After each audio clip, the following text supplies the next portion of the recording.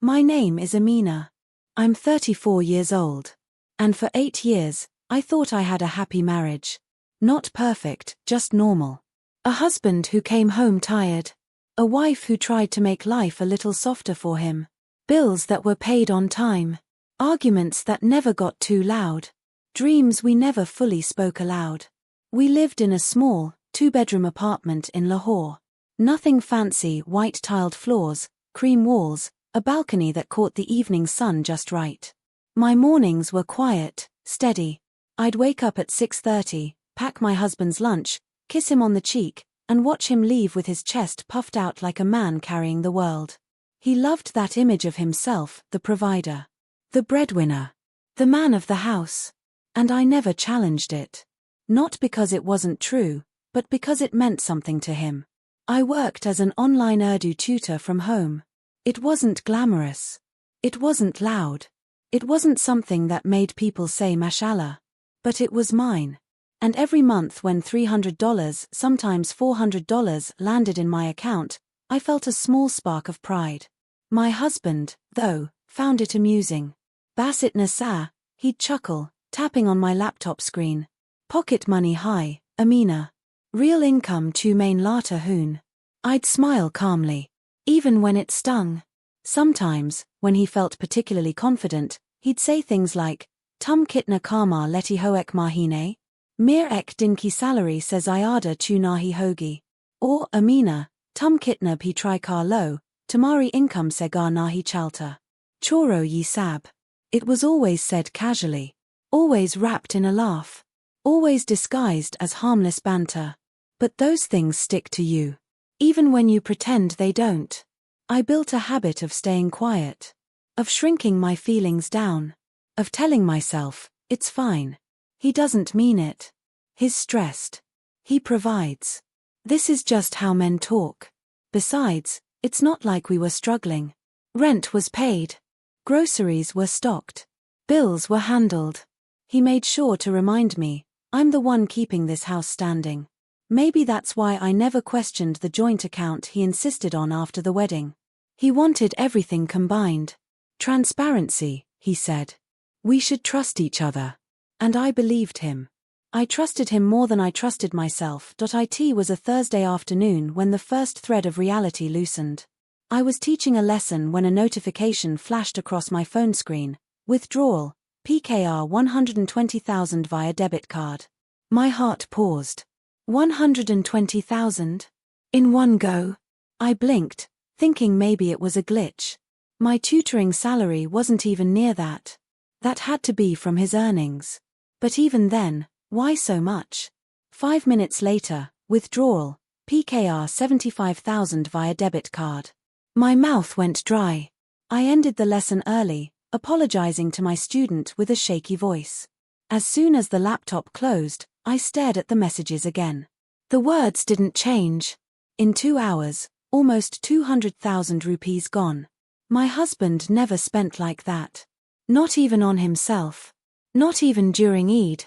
My first instinct wasn't anger, it was concern. Was he in trouble? Was it an emergency? Was something wrong? When he came home that evening, the worry in my eyes must have been obvious. You okay? I asked as he loosened his tie. Long day, he muttered. I hesitated. Then, there were some big withdrawals today. Everything all right? He froze for half a second. Maybe even less. But I caught it, that slight tightening of his jaw. Then he smiled. A practiced smile. Oh yeah, payments for work stuff. Reimbursement mil giga. I nodded slowly. Work stuff. That made sense, almost. But something inside me didn't settle. The way his voice shifted, the way he avoided eye contact, the way he suddenly became affectionate, overly affectionate, like he wanted to distract me, it all left a faint, uncomfortable mark. Over the next few days, more withdrawals came in. Smaller ones, 8,000 here, 15,000 there, but steady. Too steady. Too frequent. Where was all this money going? Every time I asked, he brushed me off. Amina, please. I handle the finances. Don't stress yourself. Or ye tumhara department nahi hai. He said that one with a laugh, But it hurt more than anything else. My department. My limits. My small income. Something shifted inside me that week. Not loud. Not sudden. Just a quiet awareness. A small, persistent ache in my chest telling me, something is wrong. Something you're not seeing. I didn't know it then. But my husband wasn't just hiding something. He was building a whole separate life. And every withdrawal, every lie, every dismissive smile, was a crack leading straight to the truth. It was the following Monday when things finally tipped. I was in the kitchen, rolling dough for roti, when his phone buzzed on the counter. Normally, he kept it glued to him in his pocket, in his hand, under his pillow. But that morning he'd left it charging beside the fruit basket. I didn't mean to look. But the screen lit up with a preview. "Baby, did you get the money? Can't wait to see you." My hand paused mid-roll. The dough under my fingers went soft, warm, shapeless. The kitchen fan hummed overhead, but suddenly everything felt too quiet. The message sender's name was saved as Usman, work, but the words, "No man texts another man like that." The roti dough slid off my palm and hit the counter with a soft thud. My breathing turned shallow. I didn't open the phone. I didn't scroll. I didn't snoop. I just stared at that one notification until the screen dimmed. By the time he came home that evening, my stomach felt like it had been tied into knots. "Tumitni chup kyun ho?" he asked casually, loosening his collar. I didn't trust my voice. "Bass, thak gayi hoon." He kissed my forehead, a gesture that once made me feel loved but now felt like a curtain hiding a secret I wasn't supposed to see. I went to bed early that night. But sleep didn't come. Every time I closed my eyes, that message flashed again. "Baby. The money. Can't wait to see you." And suddenly, the withdrawals made perfect sense. But I wasn't ready to accuse him. Not without knowing more. Not without being sure. So I watched. And waited. Quietly. Like a woman sitting in the last row of her own marriage. The real blow came 2 weeks later. A Saturday morning. Cloudy skies. Smell of rain in the air. He said he was going to a company workshop and left wearing the blue shirt I'd complimented him on 100 times. After he left, I sat at the dining table staring at my tea until it turned cold. My hands were trembling, but my mind was clear in a way it hadn't been in weeks. I opened my laptop, logged into the bank portal, and felt my world tilt. The balance was almost empty. Our joint account drained. Not low. Not halfway. Empty. I felt something inside me collapse. Not loudly, not dramatically, just a small, quiet breaking. Like a thread snapped inside my chest. My vision blurred for a moment as I pressed my hand against my mouth. I wasn't thinking why. I wasn't thinking how could he. I was thinking, how long has he been planning this? And then the worst question, what else don't I know? I clicked transaction history. There it was. Large cash withdrawals. POS payments at restaurants I'd never heard of. Hotel bookings. A jewelry purchase.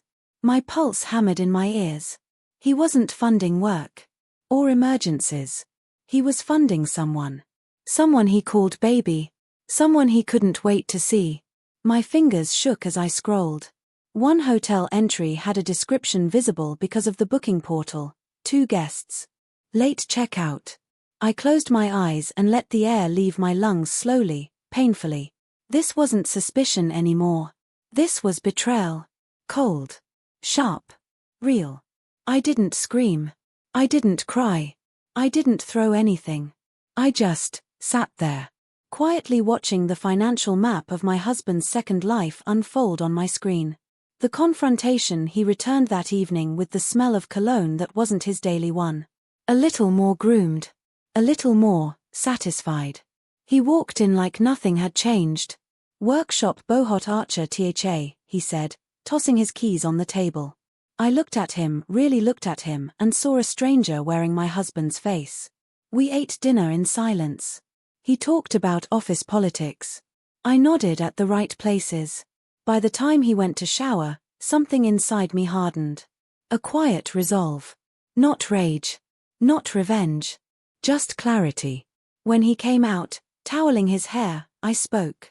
Hamari joint account key balance 0 kyun hai? His hand froze mid-air. He blinked twice, too quick. A tiny flicker of panic flashed before he forced a smile.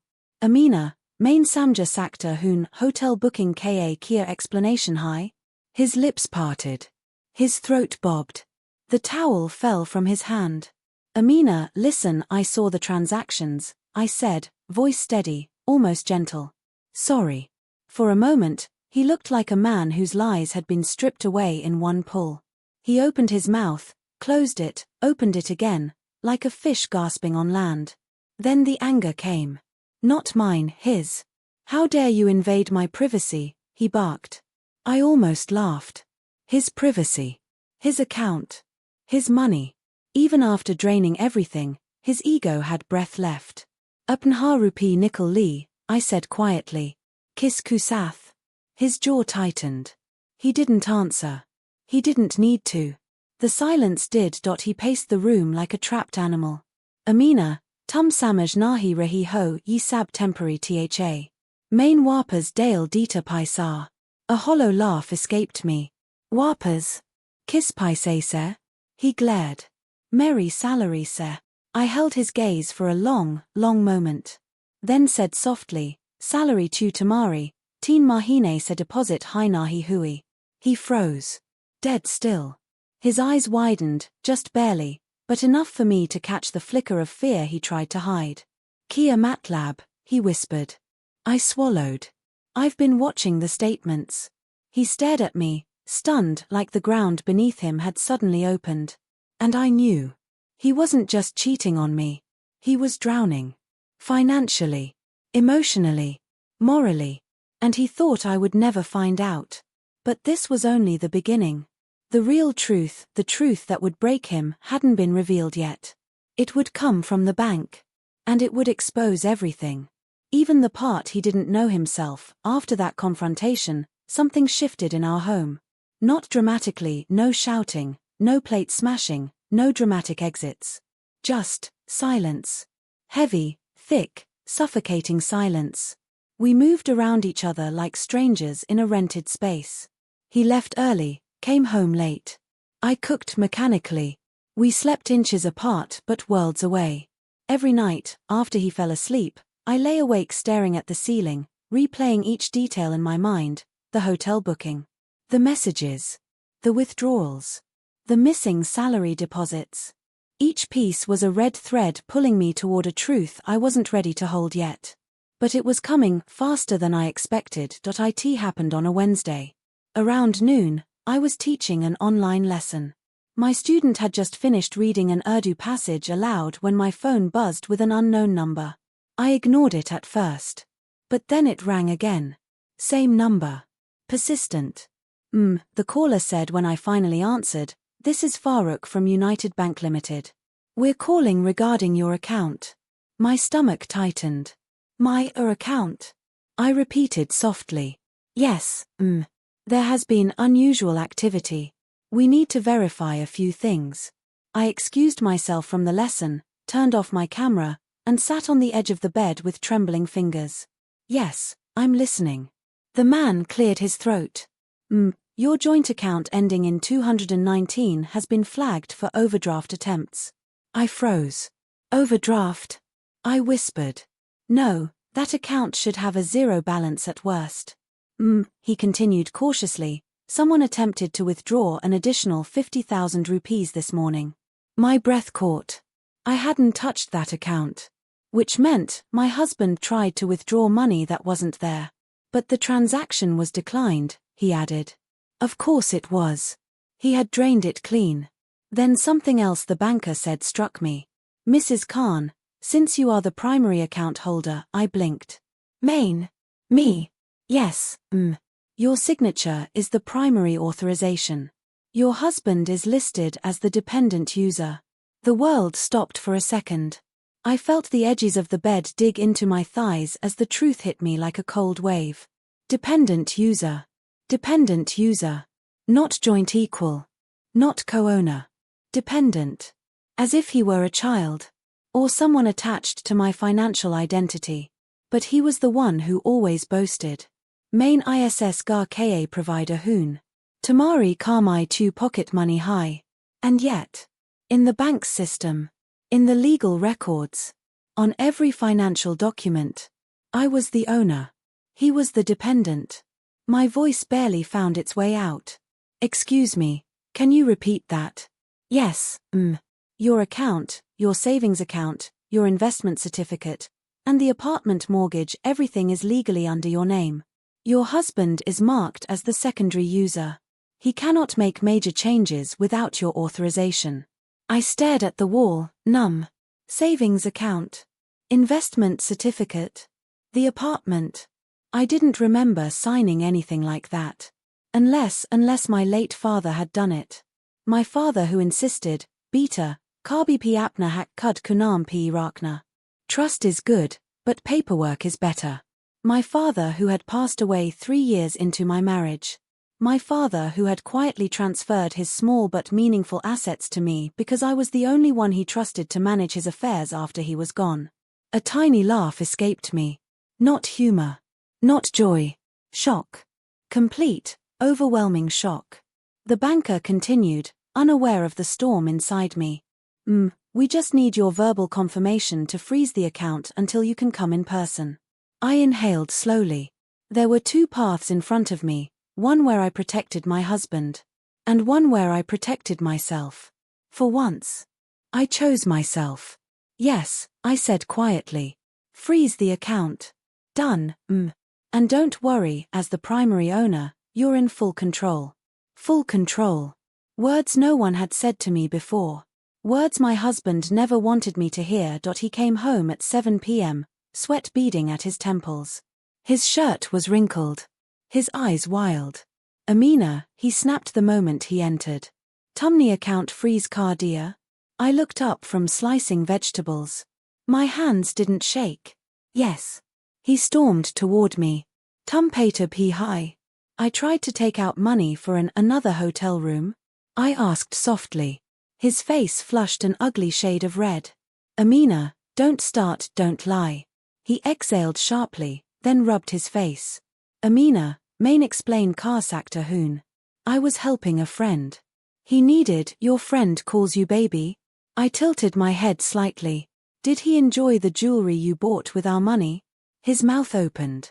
Closed. Opened again. Nothing came out. He looked, cornered.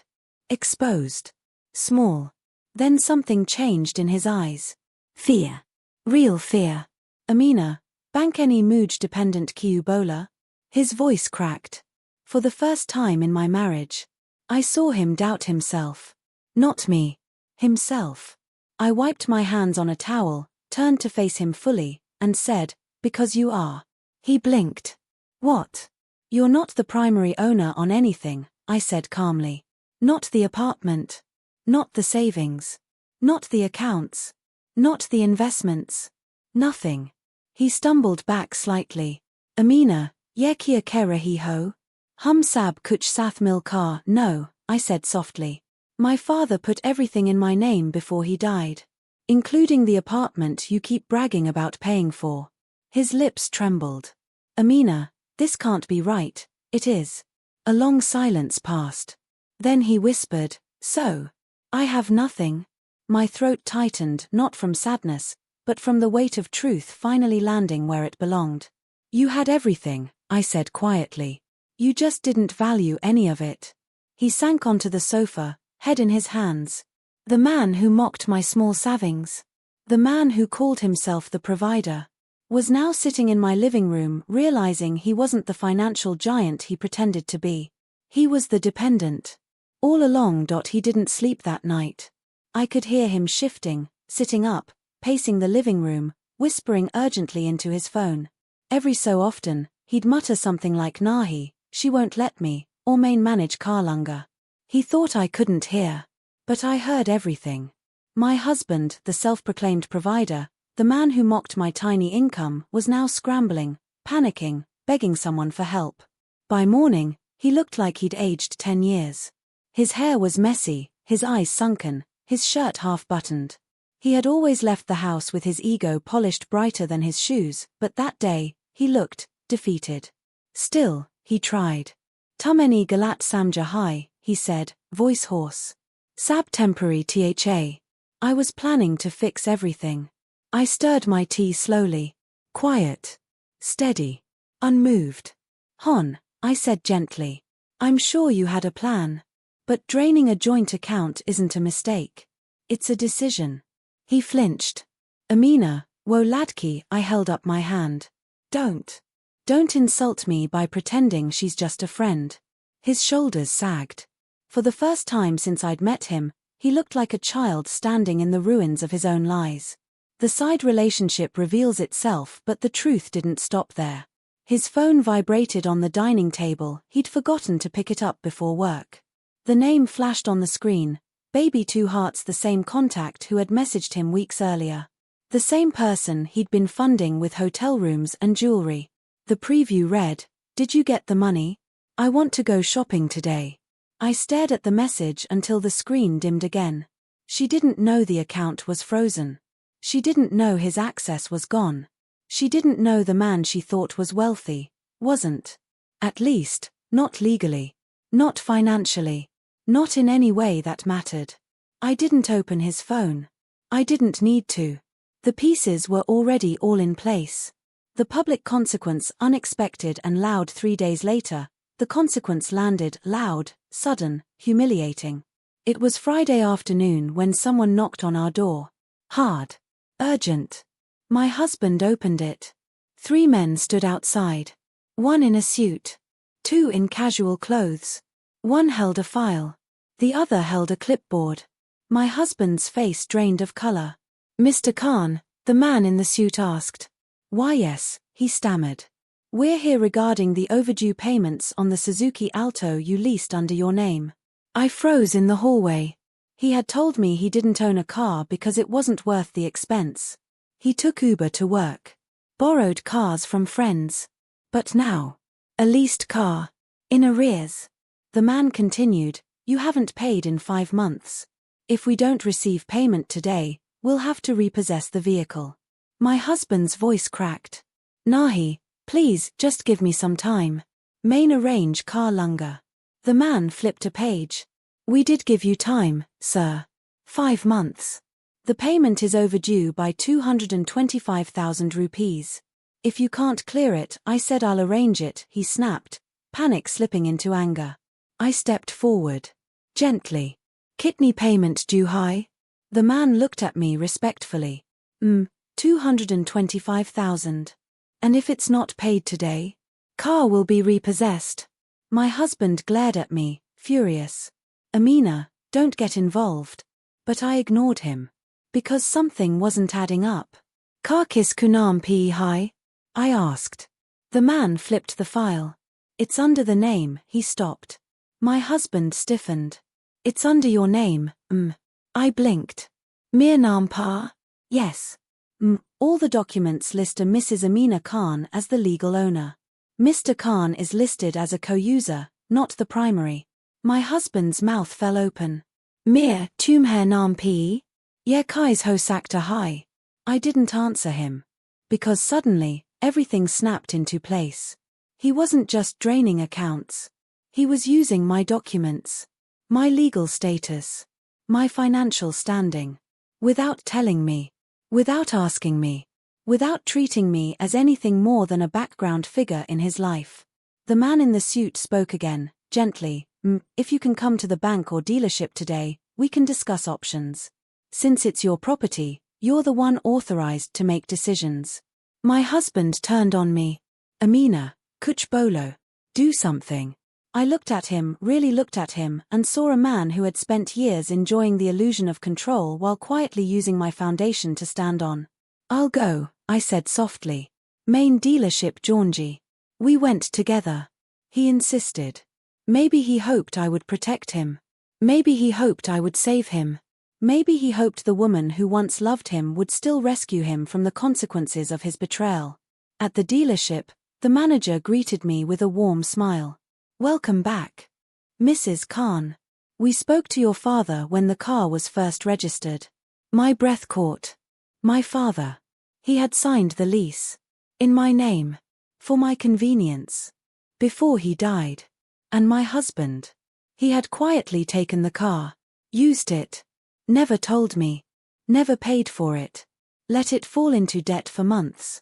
Mrs. Khan, the manager continued, we can restructure the payment if you want to keep the car. Or, since you have no outstanding loans otherwise, we can cancel the contract and close the account. I nodded. Then I turned to my husband. He was sweating. Shaking. Eyes darting everywhere. Amina, he whispered, please, save the car. I looked at the manager and spoke clearly, I want to cancel the contract. Please repossess the vehicle today. My husband jerked back like I had slapped him. Amina. Tumye kia kar rahi ho? I turned to him slowly. You spent my money on another woman. You drained our account. You lied. You cheated. And now you want me to pay for a car you hid from me? His chest heaved. But log kia kahenj.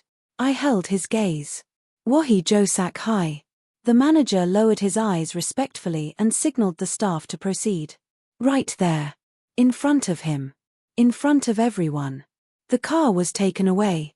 And for the first time, he felt what it was like to lose something he thought he owned. It was emotional.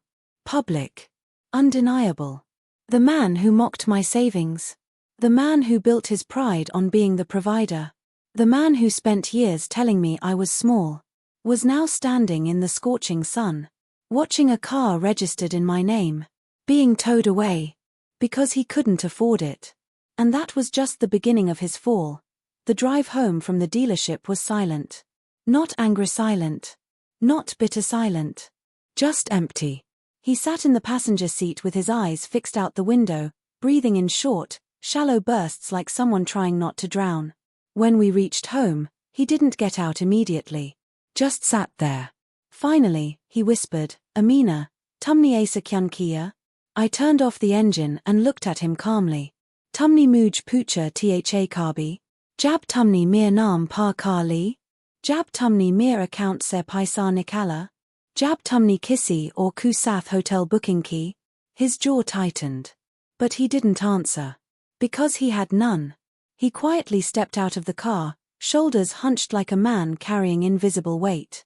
I followed slowly. Inside the house, he went straight to the bedroom, sat at the edge of the bed, and buried his face in his hands. A grown man. Collapsed into himself. I stood in the doorway, not gloating, not triumphant, just exhausted. Emotionally. Mentally. Spiritually. This wasn't victory. It was grief. Grief for a marriage I had believed in. Grief for the woman I used to be. Grief for the man he could have been. But he had chosen lies over trust. Secrets over partnership. Deception over dignity. By evening, panic slithered into his voice. Amina, bank account cab open hoga? He asked, pacing the living room. I don't know, I replied simply. He swallowed. Muj paisa chehi. Why? I asked softly. Hotel booking ka plan high? Ya gifts lena hain? He flinched like the words physically struck him. Don't do this, he whispered. Main galti car baitha. Let me fix it. You can fix what you broke, I said, but you can't fix who you've become. He turned away, breathing heavily. Then he said something that revealed everything. Amina, wo ladki, she's threatening me. My chest tightened. He continued, voice cracking. She's saying she'll tell her brother, wo log dangerous hain. If I don't send money, they'll come here.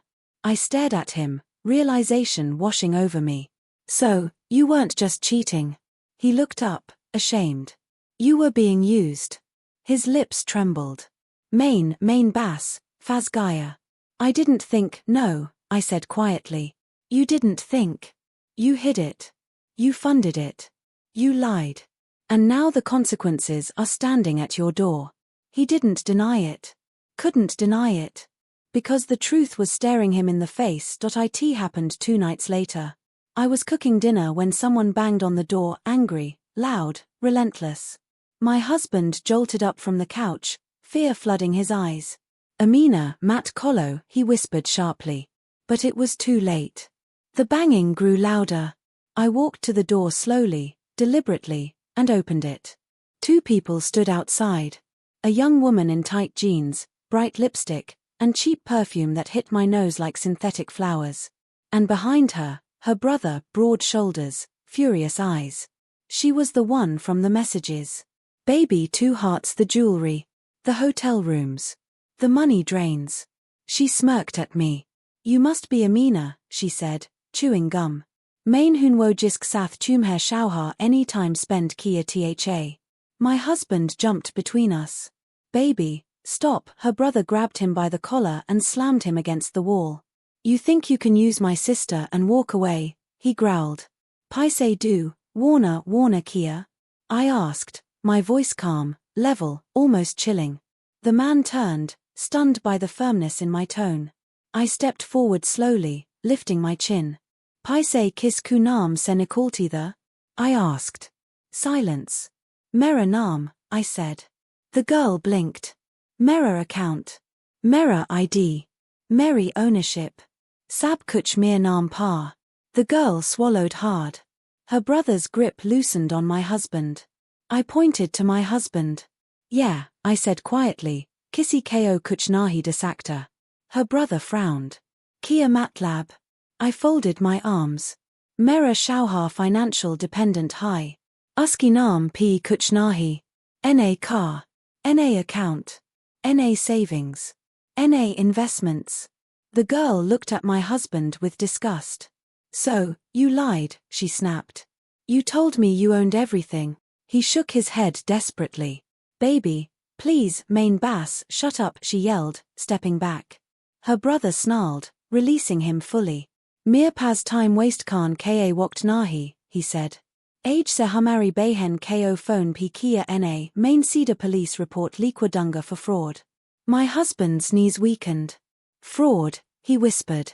Yes, I said coldly. Fraud. Tumni mir documents use kaya without consent. Tumni mir naam p kar li tumni meri financial identity se transactions kaya. That is fraud. The girl crossed her arms. Main jara hi hoon, she spat. I don't date broke men. And with that, they left, slamming the gate so hard the wall vibrated. My husband sank onto the floor, face buried in his hands, sobbing like a broken child. While I simply walked back inside, and turned off the stove. Because the dinner was burning. And my marriage already had that night, I packed a small suitcase. Just clothes. Just essentials. Just me. He followed me into the bedroom, panic rising again. Amina, please mat Jiao, he cried. Main tumher bin a kuch nahi hoon. I zipped the suitcase. I know, I said softly. He grabbed my hands. Main change ho jonga. I'll fix everything. I'll prove myself. I looked into his eyes. Tumhara sabse bara problem kia tha? I whispered. You thought you were the hero of this story. He blinked. But you weren't. You were the dependent. And you always were. He broke. Completely. And I walked past him quietly, without anger, without hatred, just a deep, steady calm. The calm of a woman finally stepping out of a storm she had lived in for far too long. That I didn't slam the door when I walked out.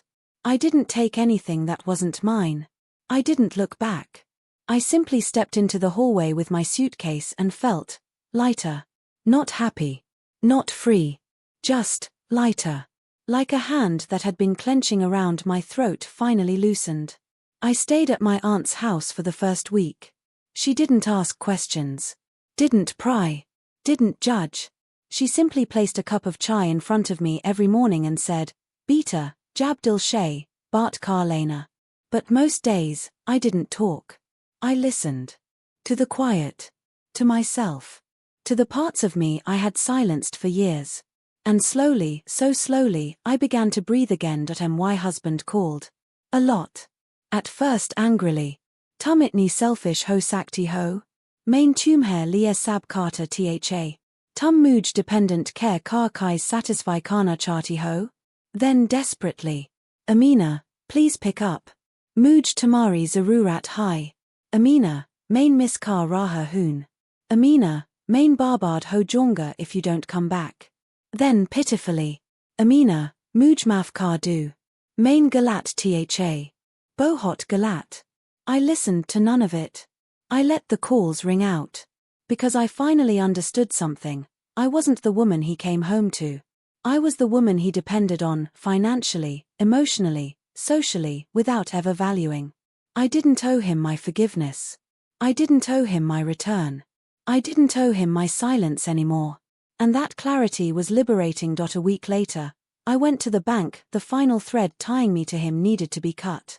The same banker, Farooq, greeted me with a soft smile. "Mrs. Khan, I'm glad you came. We need to discuss your joint accounts." I nodded. "I'd like to remove my husband as a dependent." Farooq didn't even blink. "As the primary account holder, you can do that immediately." He slid a file across the table. I signed every page calmly. No shaking hands. No hesitation. Each signature felt like a small door closing behind me. At this point, Farooq said as he stamped the document, "Mr. Khan has no access to any funds or assets under your name." For a moment, I thought I would feel vindicated, triumphant, powerful. But instead, I felt sad. Not for him. For me. For the version of myself who spent years believing I was lesser, weaker, smaller. The banker paused before handing back my file. "One more thing, I looked up. We reviewed the activity on your account. Legally, the fraudulent withdrawals he made with your documents can be filed as identity misuse. If you want to proceed with actions, the bank will support you." I exhaled slowly. Identity misuse. Fraud. Charges. I could destroy him. Legally. Financially. Completely. But I shook my head. "Nahi," I whispered. "Main Bass, Azad Hona Chati Hoon." Farooq nodded with quiet respect. And just like that, it was done. The financial ties of my marriage were severed. News spreads fast in our community. Faster than truth. Faster than shame. By the second week, people were whispering, "Wo Khan Sahab ki biwi Charlie Gayi? Kyan? Sooner high account freeze ho gaya. Sooner high paisa uski naam ptha. Sooner high wo kisi ladki mine fans gaya tha." One afternoon, I received a message from one of his co-workers, "Amina, I don't know what happened, but the office knows he was removed from the dealership contract. And, the girl he was involved with posted something online." I clicked the link. It was a Facebook post from the girl, Baby Two Hearts. A dramatic rant about broke married men who pretend to be rich and use women to feel powerful. Hundreds of comments. People tagging each other. Laughing. Mocking. And though she didn't name him, everyone knew who she meant. My husband's co-workers. His neighbors. His friends. His pride, the pride he carried like armor, was now in pieces, scattered publicly. When he finally called me that evening, his voice was a shadow of the man I once knew. "Amina, Sab Ko Pata Chalgaya," he whispered. "Main office Nahi Ja Sakta." They're laughing at me. I closed my eyes, absorbing his words silently. He wasn't calling because he missed me. Or because he loved me. Or because he regretted hurting me. He was calling because the world finally saw him without the mask he wore. "Amina," he continued, breaking, "please, come back. Mary Izzat Tumhair bin Akatam Ho Jayaji." I let the silence stretch. Then I said the truth he had avoided his whole life. "Izzat tab hoti hai, jab aap kisi ki izzat kart ho." He inhaled sharply. A soft, broken sound. And I ended the call. For the first time in 8 years, without guilt. Without fear. Without shaking. Healing wasn't dramatic. It wasn't loud. It wasn't a sudden sunrise. It was small things. The first night I slept without crying. The first meal that tasted like something. The first morning I woke up without feeling crushed. The first time I laughed at something silly on TV. The first day my chest didn't ache. I started teaching again. I bought myself new bedsheets. I rearranged my aunt's guest room. I took long evening walks. I breathed. I rebuilt myself quietly, piece by piece, gentle step by gentle step. And as the weeks passed, I realized something profound. He broke my trust. But he didn't break me. He silenced my value. But he didn't erase it. He mocked my small income. But he didn't define my worth. I had defined myself small because he needed me small. But outside that house, outside that marriage, outside his shadow, I wasn't small at all. I was capable, smart, resourceful, independent.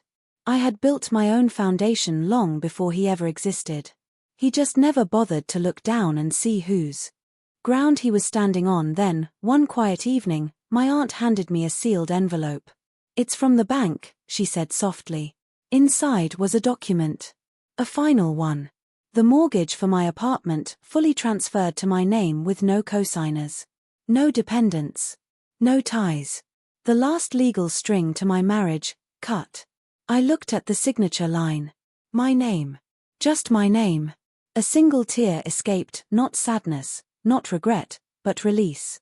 I finally felt something I hadn't felt in years. Home. Not a place. Not a house. Not a marriage. Home inside myself. And that was enough.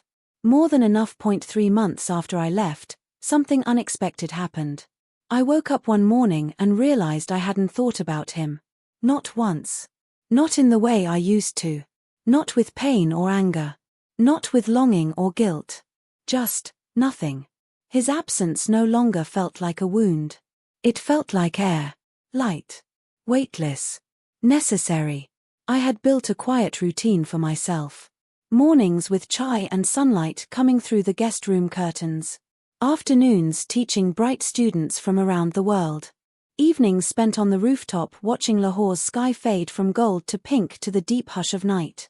Life wasn't dramatic. It wasn't glamorous. But it was peaceful. And sometimes, peace is the biggest luxury. One evening, he sent a message. "Please meet me. Just once. I won't ask you to come back. I just need to talk." I stared at the screen for a long time.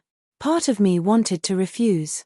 Another part of me, the part that had loved him once, the part that needed closure, said, "Hear him out. Not for him. For yourself." So I agreed to meet in the park near my aunt's house. When I arrived, I barely recognized him. His hair was unkempt. His clothes mismatched. His face looked older, tired, humbled. He stood when he saw me, eyes softening with something like regret. "Amina," his voice cracked. "You look happy." I didn't respond to that. Not with words. I sat on the bench and waited. He sat beside me, a respectful distance away. For a long moment, he said nothing. Just breathed. Then, quietly, I lost my job. I nodded. Not shocked. His company was known for cutting people quickly when their reputation faltered. They said my behavior, my choices, brought shame to the office. He looked at his hands. And they weren't wrong. He exhaled shakily. "Baby, that girl posted everything. Messages. Screenshots. She didn't just ruin my name, she ruined hers too. Her family threw her out. Mine is ashamed. And I lost everything." His voice broke on the last word. Everything. But the thing about everything is, it depends on what you value. He had lost money, status, pride, image. But he had thrown away far more. My trust. My loyalty. My partnership. My respect. He looked at me, eyes wet. "Amina, I'm sorry. For everything. For mocking your income. For using your documents. For lying.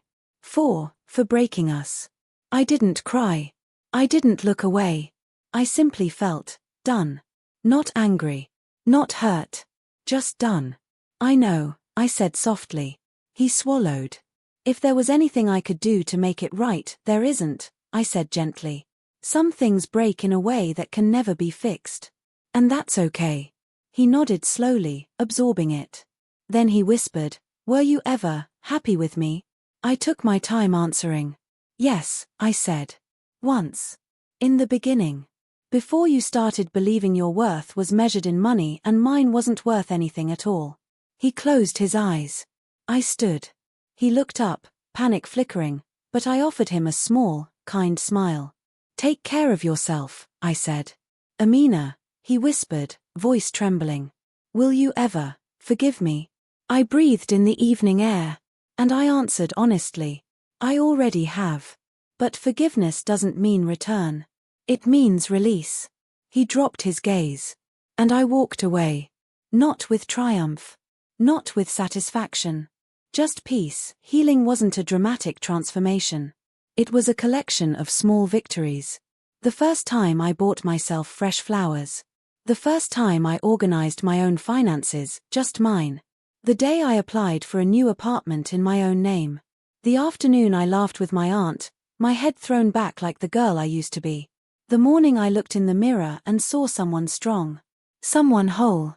Someone enough. My tutoring business grew too. One student recommended another. Then another. Soon, I had a wait list. I started an online course. A small one. But it sold out.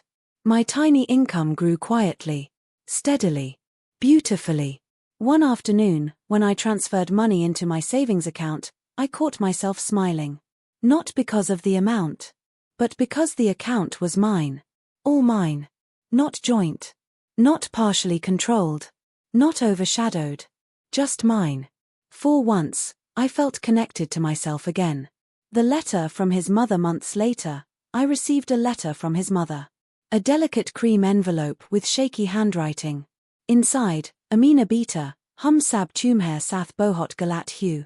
Tumni Hampshire is at di, or hum Hampshire tum kam samja. Tumhara kor kar jonna theek tha. Tum karbi p kam nahi thigh. Hum hi and hey tai. Tears slipped down my cheeks as I finished reading. Not because I wanted their approval. But because someone finally said the words I had needed to hear. You were never the problem. Sometimes the apologies we receive are not to heal old wounds, but to confirm what we already learned in our healing point. One quiet evening, sitting on my aunt's rooftop with a blanket around my shoulders and the city lights shimmering below, I realized I wasn't angry. I wasn't grieving. I wasn't waiting for anything anymore. I had forgiven him. I had forgiven myself. I had forgiven the years that broke me, because they also rebuilt me.